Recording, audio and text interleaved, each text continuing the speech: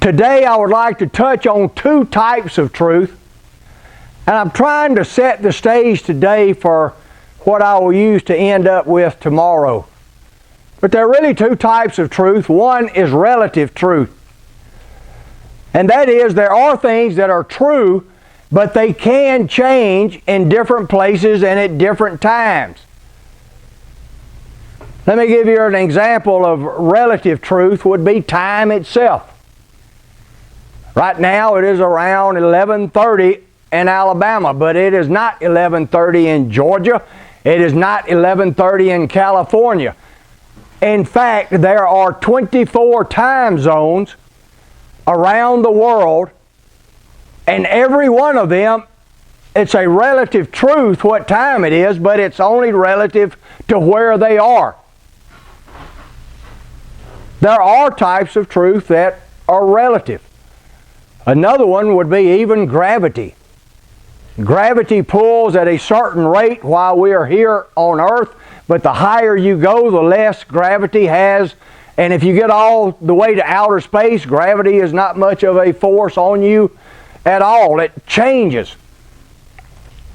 So we have things in life that we look and we think they can change. Many people like to think that morals and ethics are like that. And some of them certainly are. Most of you, especially girls, what you have on today is certainly proper in the world that you live in.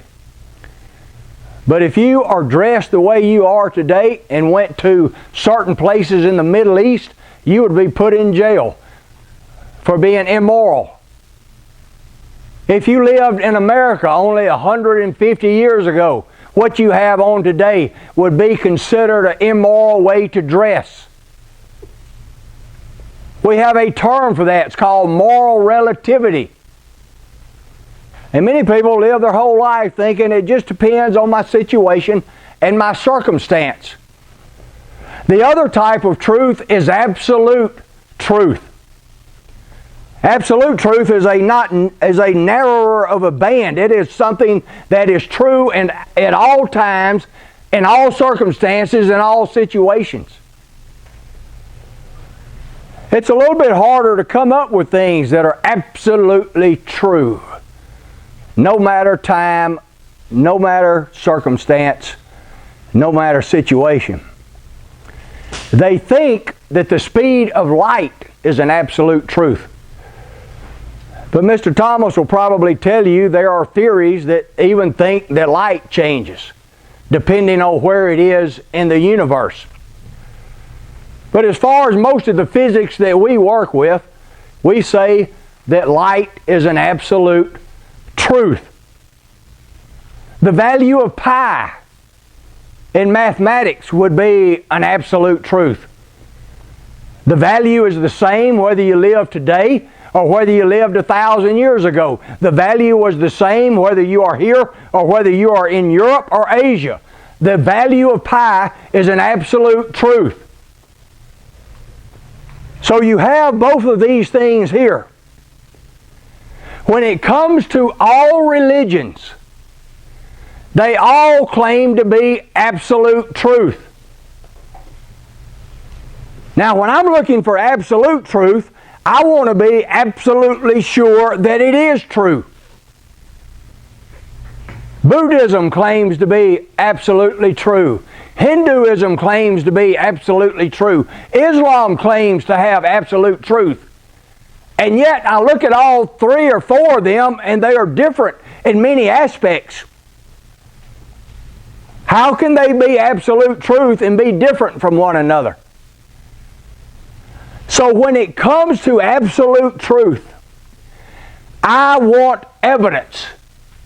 Give me evidence that your morals are absolute morals, that your teaching is absolutely true.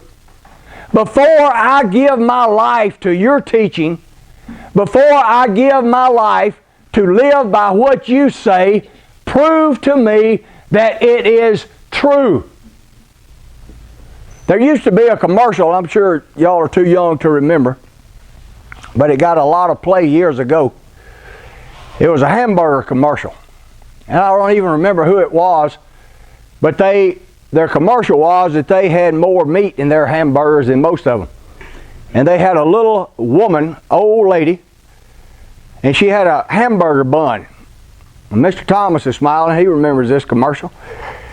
And you couldn't see any meat coming out of the bun. And she'd pull the bun off, and there was a piece of cheese with a pickle on it, and you still couldn't see the meat. The meat was smaller than the cheese and the pickle. And the line that became famous, she looked up and said, "Where's the beef? Where's the beef?" In other words, where's the meat? And when it comes to religion, when it comes to philosophy, when it comes to ideology, I want to know, where's the beef? Show me the proof that your religion is true. Show me the proof. There's another movie, I think it was called Jerry Maguire or something like that. Do y'all remember this one? He said, "Show me the money." Do y'all remember that? It was off of a movie. And that is the same idea. If I'm going to be part of your religion, if I'm going to be part of this dogma, if I am going to treat this as absolute proof, I want to see the proof. Where's the beef? Show me the money. All religions, all philosophies, all ideologies are based on ideas. There is only one religion, only one ideology that is based on historical fact, and that is the death, burial, and resurrection of Jesus, the one that Christians call the Christ. Let me let you in on a little secret. There are many religions where there is a myth of a God dying and coming back to life. If you look at the mythology of Egypt, they had a god that died and came back to life. His name was Osiris. The Sumerians had a god that died and came back to life. Even the Mesoamericans, the Aztecs, had a mythology of a god that died and came back to life. The Hindus had one.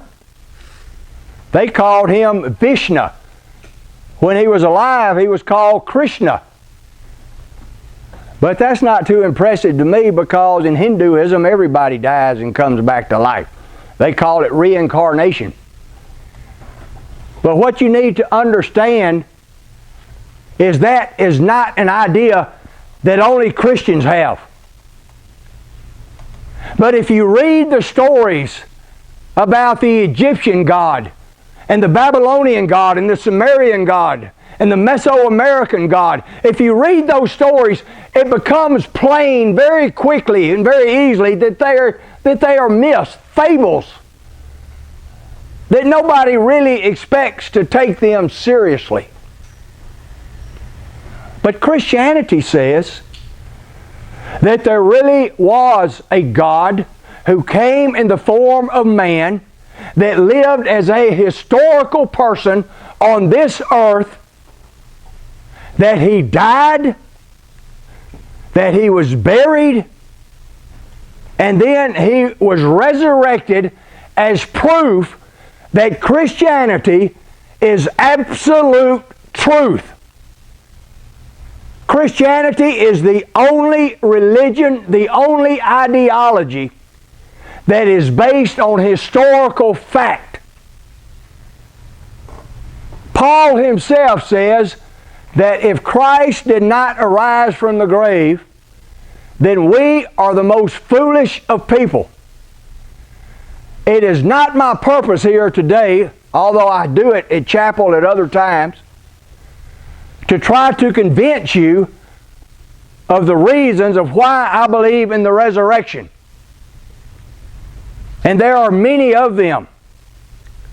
But no other religions, none of them even act like their stories of resurrection are true. Christianity says a real man came to this earth. It was God who clothed himself in the skin of a person. He lived as a Jewish rabbi halfway around the world. He said some great things. He did some marvelous things that we would call miraculous. But that's not really why he came. Historically, he was taken and beaten to within an inch of his life. He was put in a grave for 3 days. And then he miraculously resurrected from that grave.